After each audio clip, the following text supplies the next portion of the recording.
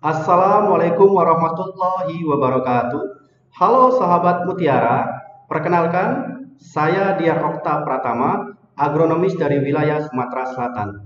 Sahabat Mutiara, pada tahun 2020 yang lalu, Sumatera Selatan menempati posisi ke-6 untuk areal luas sawit tanamannya.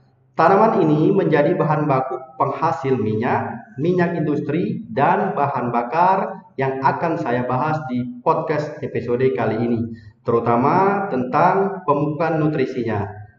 Pupuk apa saja yang tepat dan bagaimana cara pengaplikasiannya? Yuk kita tonton video podcast ini sampai selesai.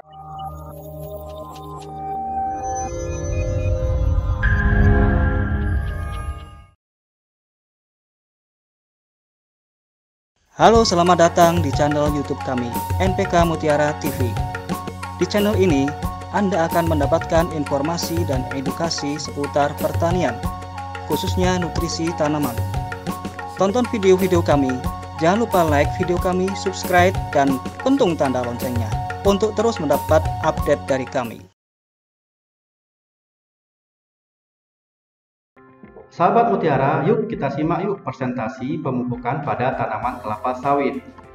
Kita tahu kelapa sawit merupakan tanaman industri sebagai bahan baku penghasil minyak masak, minyak industri maupun bahan bakar.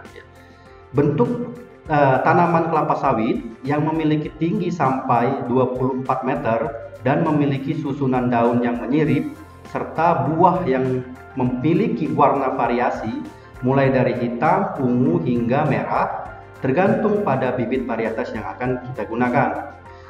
Buah yang bergerombol dalam tandan yang muncul dari tiap pelepah, minyak dihasilkan oleh buah.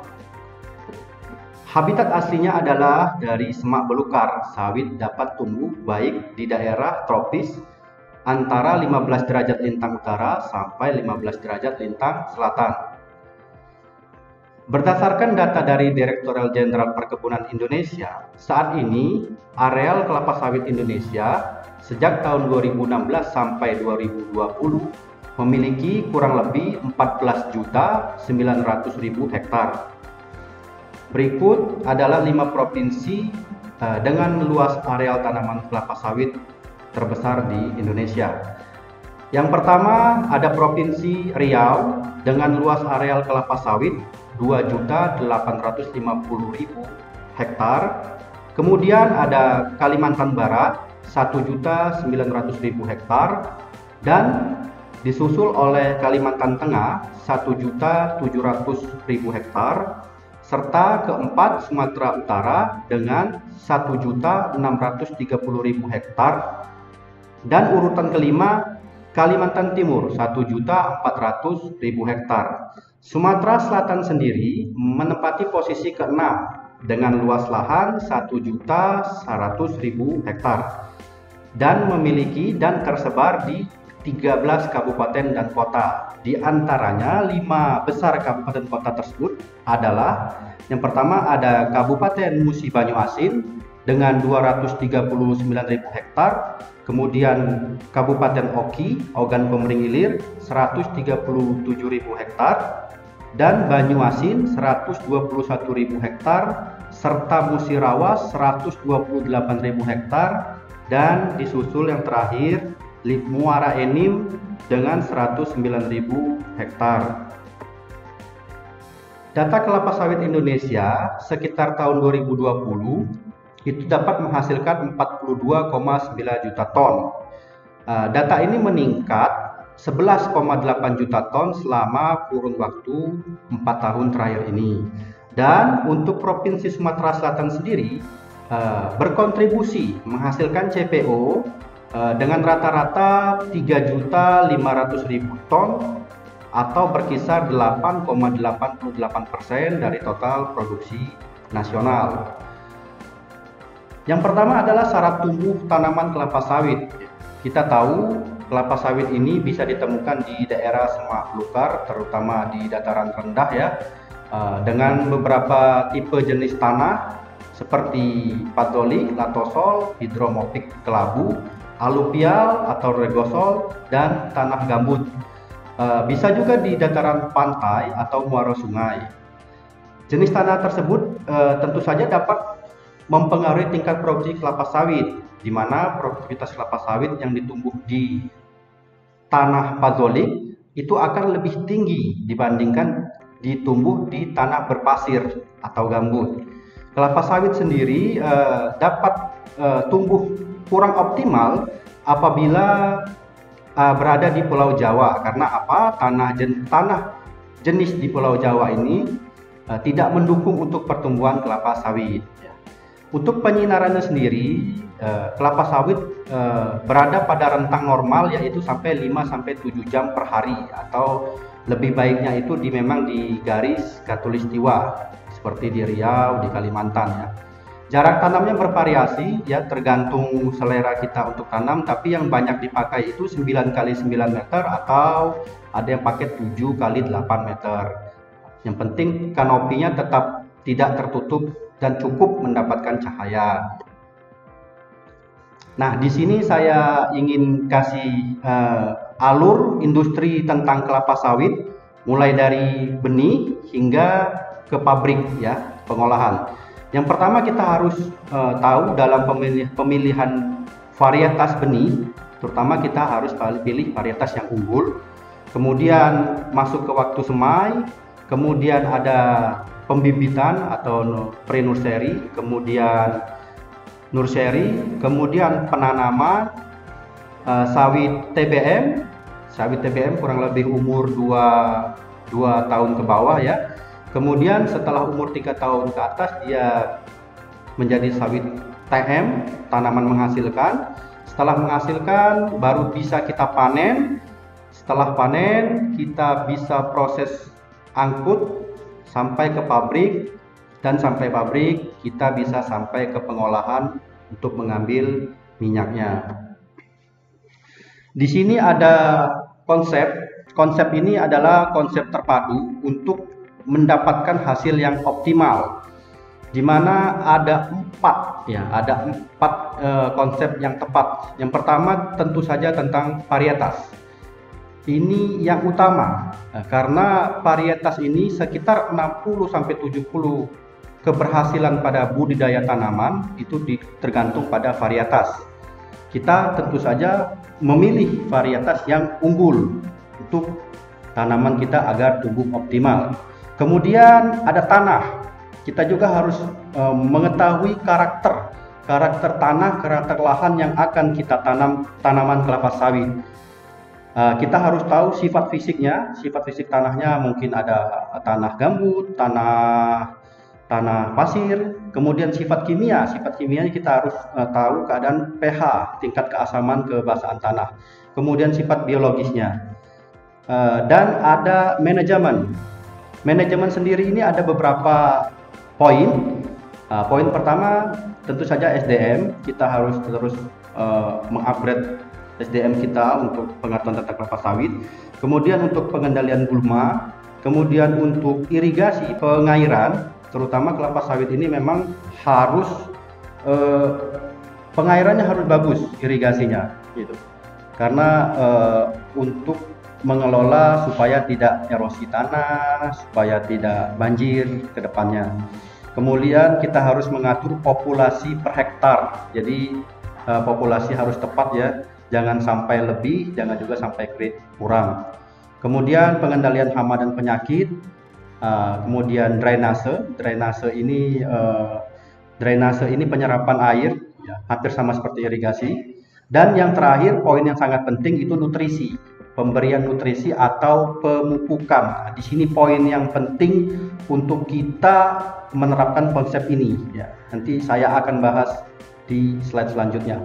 Kemudian iklim ini adalah anugerah dari Yang Maha Kuasa ya. Kita harus mensyukuri dan harus bisa mensiasatinya juga. Seperti cahaya matahari kita tidak perlu beli, memang sudah ada, kita di iklim tropis. Kemudian hujan juga air yang melimpah di Indonesia. Kemudian suhu. Ini adalah untuk penurunan efisiensi pupuk.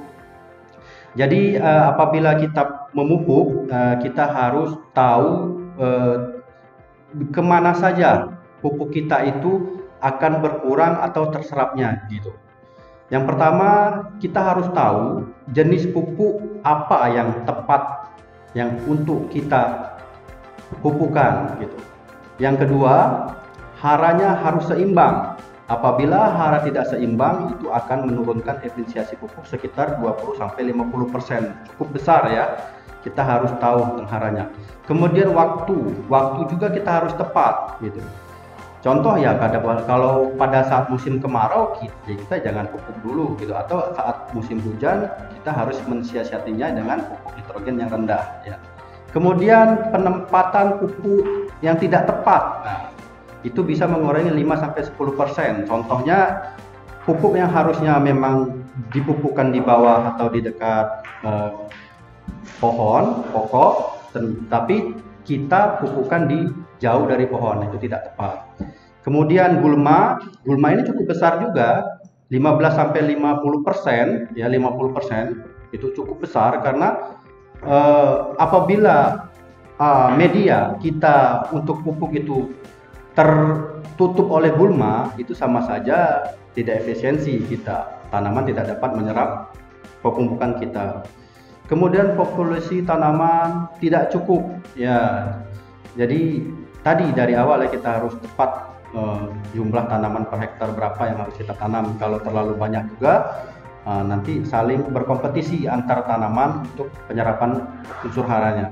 Kemudian serangan hama ini cukup besar juga, 5-50% ya, harus disiasati dengan benar. Ini adalah tabel ketersediaan hara pada tingkat pH yang berbeda ya. Di sini sahabat mutiara bisa lihat ya, contoh di nitrogen ini untuk pH 5,5 sampai 7 itu masuk bagus untuk bisa kita kasih nitrogen. Kemudian untuk fosfat ya, untuk fosfat itu minimal pH di atas 6 ya, di atas 6. Jadi kalau memang pH kita di bawah 6, kita harus menambah dengan kapur pertanian atau dolomit untuk menetralkan pH kembali. Kemudian ada potasium atau kalium gitu ya. Kalium juga mulai dari pH harus minimal di atas 5,5 ke atas sampai selanjutnya ke bawah. Nah, ini contoh pengaruh pH tadi ya, pengaruh pH pada pertumbuhan akar tanaman. Jadi bisa dilihat di sini dengan pH yang rendah, pH 5,2, itu perakaran tanaman itu tidak baik, tidak bagus. Jadi ya kalau perakaran sudah tidak bagus, bagaimana dia akan menyerap unsur hara, kemudian bagaimana untuk dia menjaga kekokohan suatu tanaman tersebut ya. Nah, dengan pH 5,5 yang agak lumayan bagus, perakaran pun lebih panjang, lebih kuat, lebih kokoh gitu. Nah, kita bisa lihat di pH 6,5. pH 6,5 ini sangat baik ya. Jadi segi perakarannya tuh hampir sempurna. Dia bisa memiliki akar yang panjang, yang kokoh, yang berguna untuk penyerapan unsur hara pada saat kita pemupukan. Unsur hara yang apa saja sih yang dibutuhkan untuk tanaman kelapa sawitnya? Kita bisa lihat. Yang pertama jelas ada nitrogen. Kita bisa lihat di sini apabila kita defisiensi nitrogen atau kekurangan nitrogen pada tanaman kelapa sawit kita, pada gambar tersebut kita lihat daunnya menguning, tapi sahabat mutiara bisa lihat di sini daun yang menguning ini adalah daun tua ya, daun tua. Jadi kemungkinan untuk daun mudanya masih normal, hanya saja daun tuanya yang menguning itu kemungkinan besar defisiensi nitrogen. Kemudian fosfat. Defisiensi fosfat ini terlihat pada taman kelapa sawit kita itu. Yang pertama itu jelas pertumbuhannya terhambat gitu ya, stagnan ya. Jadi misalnya segitu-gitu aja, tidak sesuai dengan umur tanamannya. Kemudian diameter batangnya mengecil gitu, jadi lebih cenderung bentuk piramida, mengkerucut ke atas. Nah, itu contoh yang kekurangan fosfat. Kemudian pada saat pembentukan bunga dia kurang. Jadi bunganya kurang dan otomatis ukuran buahnya juga mengecil. Sedang itu bisa mengakibatkan produksi menurun. Dan kalium bisa kita lihat ini ya. Ya, kita lihat ini pada gambar itu daun tuanya itu menguning, tapi menguningnya itu pada pucuk pinggiran daun saja ya. Nanti itu hampir sama dengan magnesium tapi beda. Menguningnya hanya pelepah tua dan berbercak kuning. Ingat, kalium berbercak. Ada juga yang kuning cuman bukan kalium. Nanti saya jelaskan di slide selanjutnya. Berbercak kuning itu kalium kekurangannya. Nah, ini magnesium nih. Ini yang defisiensi magnesium juga menguning. Cuman kuningnya merata. Umumnya itu juga di pelepah bagian bawah. Nah, jadi seperti terbakar matahari dia ya. Jadi kuningnya merata. Kalau yang berbercak tadi kalium, kalau yang magnesium ini kuningnya lebih merata. Kemudian boron. Boron bisa terlihat jelas di sini, daun kelapa sawit tersebut itu di ujung daunnya itu keriting. Ya, keriting seperti keris atau bergerigi-bergerigi itu dipastikan kekurangan unsur hara boron. Ya, ini contohnya ya, ujung daunnya juga bisa pecah, daun berkeriting itu. Di sini saya akan menjelaskan konsep pemupukan berimbang. Nah, di sini sahabat mutiara harus tahu, kita sama-sama belajar ya. Jadi mupuk itu juga itu tidak seluruhnya ke tanaman. Larinya kemana aja? Nah, di sini saya jelaskan. Ini konsepnya pertama nih, ada pemupukan Merauke KKB ya. Pemupukan kita beri ke tanaman nih, nutrisi. Yang pertama, dia itu tersedia unsur haranya dalam tanah. Ya. Setelah tersedia dalam tanah, itu larinya kemana saja? Oke, yang pertama itu bisa dia hilang karena erosi dari pengikisan tanah. Jadi apabila kita beri, kemudian ada erosi, ya bisa jadi tidak terserap ke tanaman. Kemudian hilang karena tercuci. Nah, apabila kita baru aplikasi, 2 atau 3 jam setelah aplikasi, ternyata banjir atau turun hujan. Nah, itu bisa kehilangan juga. Yang ketiga, kehilangan karena terikat tanah. Terikat karena apa? Karena pH tanah kita asam, terlalu asam ya. Jadi tanah tersebut tidak bisa mengunci atau mengikat unsur hara tanah, dan otomatis tidak dapat terserap oleh tanaman. Kemudian ada lagi yang pokok, dia terserap oleh tanaman itu sendiri, terutama tanaman kelapa sawit kita. Nah, setelah terserap tanaman kelapa sawit, dia akan menjadi banyak lagi pecahnya. Pertama menjadi buah. Nah, ini yang kita harapkan, karena apa? Buah ini yang akan menjadi produksi kita ya. Itu. Setelah jadi di buah, buah itu otomatis kan sudah hilang nih. Panen. Setelah dipanen kan buah kan positif dipanen nanti. Setelah dipanen, jadi kita hilang unsur haranya, tapi kita sudah untung untuk menjadi buah. Kemudian bisa juga lari ke daun, kemudian daun tersebut nanti kalau taman kelapa sawit kan ada pruning, ada pemangkasan, kemudian ada juga yang dipanen kan pelepahnya, itu bisa jatuh lagi ke bawah. Nah, bisa jadi untuk bahan pupuk organik atau bahan organik gitu, yang unsur haranya akan kembali ke tanah, atau melalui proses dekomposisi atau pembusukan bagi bagian tanaman seperti itu. Nah, solusinya apa? Solusinya adalah pupuk Merauke KKB. Nah, solusi untuk tanaman kelapa sawit kita, sahabat mutiara. Apa sih itu Merauke KKB? Ya. Mengapa harus Merauke KKB? Oke, yang pertama kita lebih mudah dalam aplikasi, lebih tepat guna juga, serta dari segi ekonomis juga bahkan lebih untung. Ada nitrogen ditambahkan oleh fosfat, kemudian kita bisa menambahkan Merauke KKB. Bukan pupuk majemuk NPK, ya benar.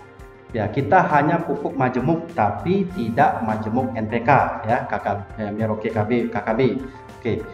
Yang kedua, bebas dalam memilih sumber nitrogen. Jadi kalau kita mau pakai nitrogen dari mana aja itu bebas, apalagi Indonesia kan hasil nitrogen banyak tuh yang murah gitu kan.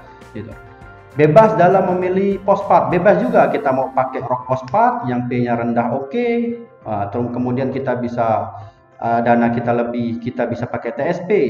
Itu pun kita lihat kondisi pH tanah kita juga. Kalau pH tanah kita asam ya kita kasih yang rock fosfat. Kemudian kalau pH tanah kita sudah bagus di atas 5, kita bisa kasih triple super fosfat TSP.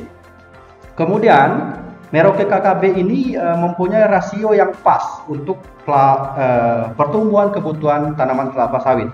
Rasionya apa? Dia ada kalium, ada magnesium, ada boron. Ya, jadi dalam satu pupuk ini ada 3 unsur hara dengan rasio yang pas yang memang dibutuhkan untuk kelapa sawit. Diproduksi oleh Jerman ya dengan bahan KCL Jerman, ini yang sudah sangat terkenal ya, KCL Jerman dan Kieserit Jerman juga. Kemudian boron juga menjadi bentuk satu, dia berbentuk granular. Nah, ini gunanya untuk pada saat kita penaburan, jadi unsur hara lebih menyebar secara merata gitu. Kandungannya apa saja? Kita harus tahu nih kandungan dari Merauke KKB. Merauke KKB memiliki 40% K2O ya. Ini larut dalam air kalium oksidanya. Kemudian 6% MgO, larut dalam air juga magnesium oksidanya.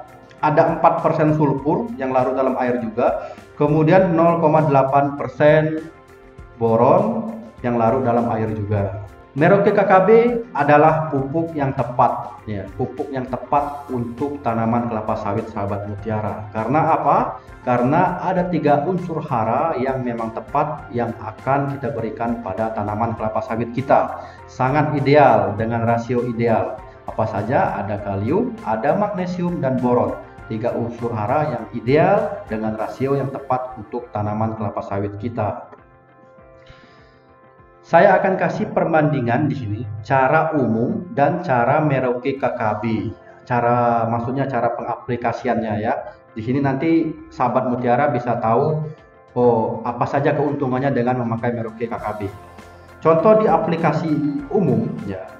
Aplikasi umum, kita bisa memberikan nitrogen itu 2 kali, KCL 2 kali, RP atau TSP 1 kali, kemudian magnesium 1 kali. Terus kita juga akan ada juga nih kalau mau kasih magnesium nih tambah 1 kali lagi bisa. Nah, boronnya juga 1 kali. Jadi kalau saya total itu ada 7 sampai 8 kali pemupukan kalau kita pakai cara umum. Nah, ini sahabat mutiara dengan cara Merauke KKB kita hanya 5 kali pemupukan saja. Ya. Yang pertama bisa dengan 2 kali nitrogen, 2 kali Merauke KKB dan 1 kali RP ataupun TSP. Ini tentu saja kita dapat menghemat 2 sampai 3 kali pemupukan. Apa saja yang kita hemat? Yang pertama jelas tenaga kerja ya, kemudian waktu dan tenaga kerja hemat berarti secara ekonomis kita juga hemat dan waktu juga dalam pemakaiannya. Sahabat mutiara, ini adalah tabel kesetaraan kita untuk pemberian Merauke KKB. Sahabat mutiara bisa simak itu ya. Ada 1 sampai 10 kilo. Jadi cukup 1 kali aplikasi, 3 unsur hara, 3 pupuk yang kita aplikasikan pada tanaman kelapa sawit kita. Oke, dengan 5 sampai 6 kilo Merauke KKB per pohon atau per pokok ya, bisa dibagi 2 nih aplikasi per tahun.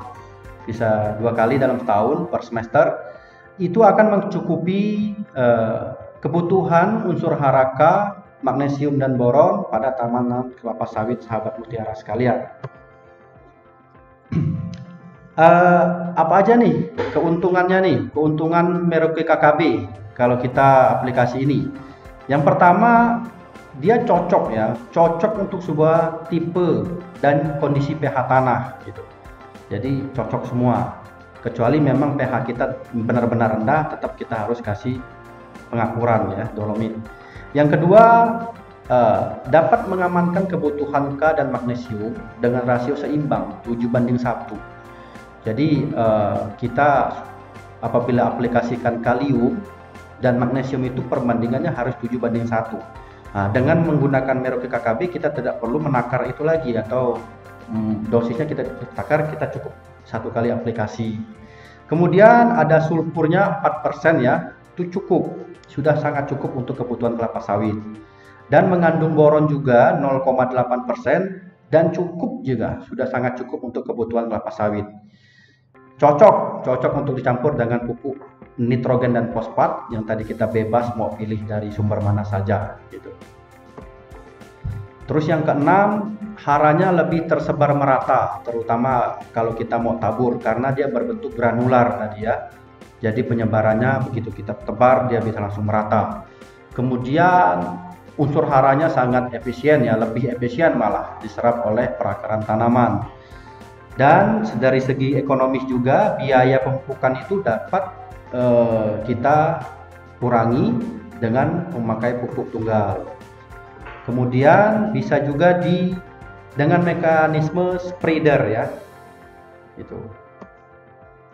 Nah, ini saya mau kasih penjelasan ke sahabat Mutiara tentang bagaimana cara pengaplikasian Merauke KKB yang tepat pada tanaman kelapa sawit kita. Sahabat Mutiara bisa lihat kalau di tengah-tengah ini pokok kelapa sawit kita atau pohon kelapa sawit kita, yang akan dipanen kan pelepahnya ini biasa ditaruh di kiri, kanan, bawah, atas gitu ya. Nah, ini bisa dilihat di dekat pohon pokok yang merah itu teman-teman sahabat Mutiara bisa kasih pupuk nitrogen dengan jarak 1,5 meter.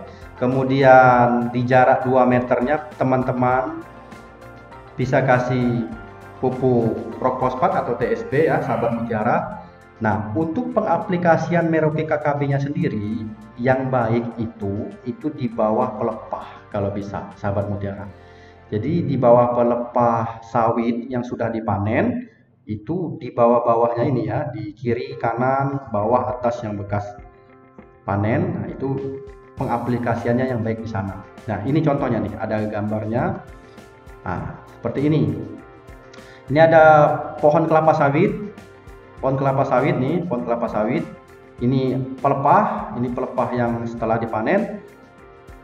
Lebih bagus, lebih baik ya, Merauke KKB diaplikasikan di bawah pelepah ini, ditaburkan di bawah pelepah ini. Karena apa? Di jarak 1,5 meter ini kita bisa kasih nitrogen, kemudian jarak 2 meter dari pokok juga bisa kita kasih TSP atau RP. Sahabat Mutiara, ini adalah media sosial kami ya. Bisa nanti sahabat Mutiara tonton beberapa video temu tani online ataupun podcast dari kami. Itu di YouTube kami ada NPK Mutiara TV. Kemudian sahabat Mutiara juga bisa gabung di Telegram kami. Ya, di sana ada komunitas NPK Mutiara, bisa juga tentang untuk tanaman konvensional ataupun hidroponik ya, nanti bisa gabung di Telegram kami. Kemudian kalau sahabat Mutiara yang hobi baca-baca tentang artikel nih tentang pertanian, bisa juga terutama ya khususnya untuk pemupukan, bisa juga buka di website kami di npkmutiara.com. Kemudian untuk update kegiatan informasi edukasi lainnya juga bisa di Instagram kami dan Facebook kami di Merauke Tetap Jaya. Terima kasih. Sahabat Mutiara, ini adalah kesimpulan dari podcast kali ini ya. Semoga bisa bermanfaat bagi sahabat Mutiara semuanya. Yang pertama, tanaman kelapa sawit itu memerlukan unsur hara, nitrogen, fosfat, kalium, magnesium, dan boron. Dan ingat ya, Merauke KKB itu bisa dicampurkan dengan unsur hara, nitrogen, dan fosfat. Kemudian dapat diaplikasikan dari segi jenis tanah dan pH tanah. Dan yang terakhir, tentunya secara ekonomis dapat menghemat tenaga kerja, biaya pemupukan, dan waktu pemupukan. Oke, sahabat Mutiara, jika video podcast ini dirasa bermanfaat, bagikan, share video ini sebanyak-banyaknya ke media sosial teman-teman sahabat Mutiara supaya menjadi motivasi kami ke depannya untuk lebih berkarya ya, membuat video-video tentang pertanian Indonesia ya. Jangan lupa juga like video ini ya, subscribe channel NPK Mutiara TV dan pentung tanda loncengnya agar teman-teman mendapatkan notifikasi saat kita update ya. Sahabat Mutiara tidak ketinggalan video-video edukasi lainnya ya. Stay health, jaga jarak, dan selalu pakai masker. Sampai jumpa, salam Mutiara.